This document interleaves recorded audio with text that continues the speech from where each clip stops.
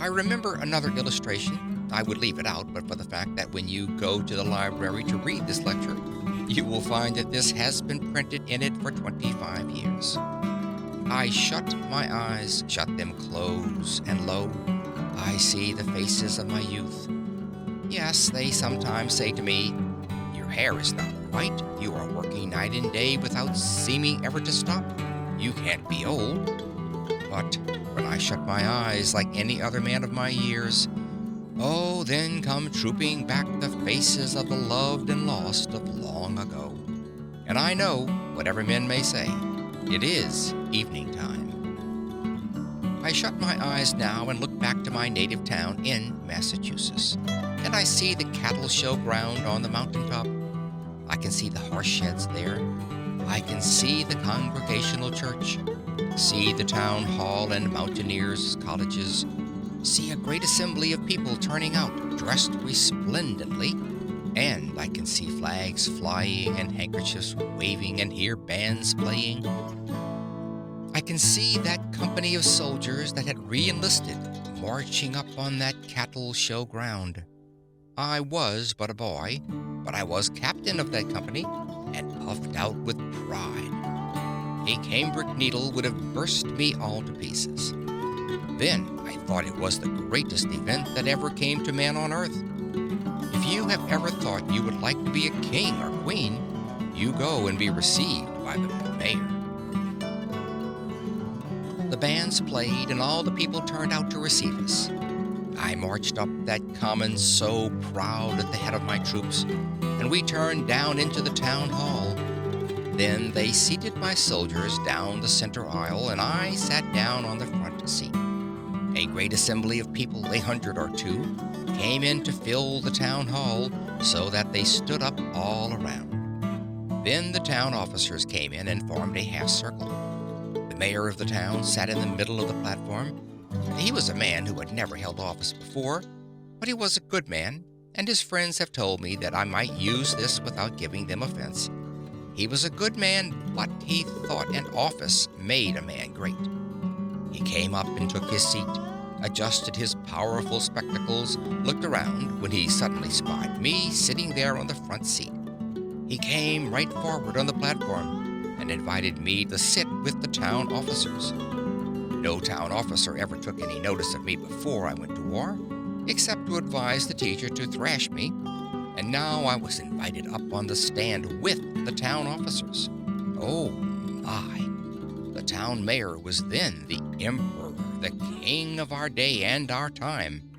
As I came up on the platform, they gave me a chair about this far, I would say, from the front. When I had got seated, the chairman of the selectmen arose and came forward to the table, and we all supposed he would introduce the congregational minister, who was the only orator in town, and that he would give the oration to the returning soldiers. But, friends, you should have seen the surprise which ran over the audience when they discovered that the old fellow was going to deliver that speech himself.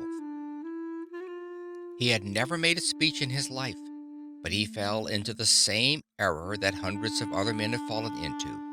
It seems so strange that a man won't learn he must speak his piece as a boy if he intends to be an orator when he is grown. But he seems to think all he has to do is hold an office to be a great orator. So he came up to the front and brought with him a speech, which he had learned by heart walking up and down the pasture where he had frightened the cattle. He brought the manuscript with him and spread it out on the table so as to be sure he might see it. He adjusted his spectacles and leaned over it for a moment and marched back on that platform and then came forward like this: tramp, tramp, tramp. He must have studied the subject a great deal when you come to think of it, because he assumed an elocutionary attitude. He rested heavily on his left heel, threw back his shoulders, slightly advanced the right foot, opened the organs of speech, and advanced his right foot at an angle of 45.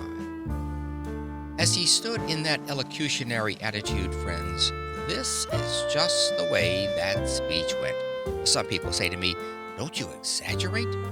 That would be impossible, but I am here for the lesson and not for the story, and this is the way it went. Fellow citizens! As soon as he heard his voice, his fingers began to go like that. His knees began to shake, and then he trembled all over. He choked and swallowed and came around to the table to look at the manuscript. Then he gathered himself up with clenched fist and came back. Fellow citizens, fellow citizens. We are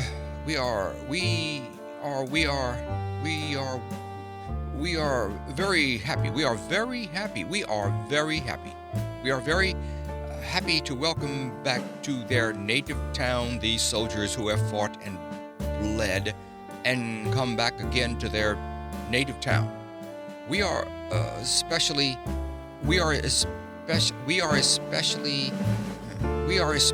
pleased to see with us today this young hero. That meant me. This young hero who in imagination, friends, remember, he said that. If he had not said in imagination, I would not be egotistic enough to refer to it at all.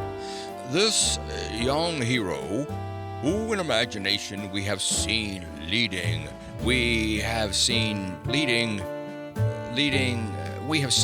his troops on to the deadly breach. We have seen his shining sword flashing in the sunlight as he shouted to his troops, "Come on!" Oh, dear, dear, dear. How little that good man knew about war. If he had known anything about war at all, he ought to have known what any of my GAR comrades here tonight will tell you is true, that it is next to a crime for an officer of infantry ever in time of danger to go ahead of his men.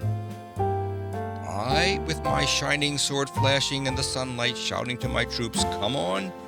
I never did it.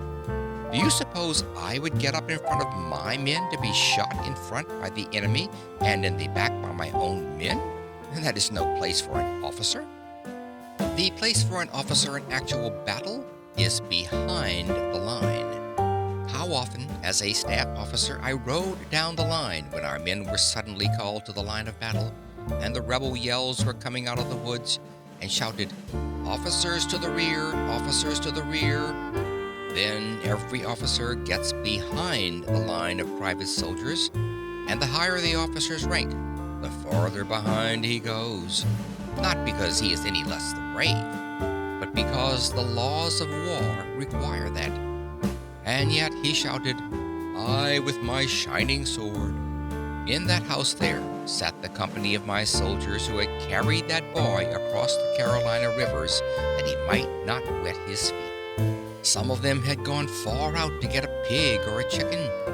Some of them had gone to death under the shell-swept pines in the mountains of Tennessee. Yet in the good man's speech, they were scarcely known. He did refer to them, but only incidentally. The hero of the hour was this boy. Did the nation owe him anything? No. Nothing then, and nothing now. Why was he the hero? Simply because that man fell into the same human error. That this boy was great because he was an officer, and these were only private soldiers. Oh, I learned the lesson then that I will never forget so long as the tongue of the bell of time continues to swing for me. Greatness consists not in the holding of some future office, but really consists in doing great deeds with little means and the accomplishment of vast purposes from the private ranks of life. To be great at all, one must be great here, now, in Philadelphia. He who can give to this city better streets and better sidewalks, better schools and more colleges, more happiness and more civilization, more of God, he will be great anywhere. Let every man or woman here, if you never hear me again, remember this, that if you wish to be great at all, you must begin where you are and what you are in Philadelphia now. He that can give to this city any blessing, He who can be a good citizen where he lives here. He that can make better homes. He that can be a blessing, whether he works in the shop or sits behind the counter or keeps house, whatever be his life. He who would be great anywhere must first be great in his own Philadelphia. End of Acres of Diamonds by Richard Conwell. This book recorded by Phil Chenevert.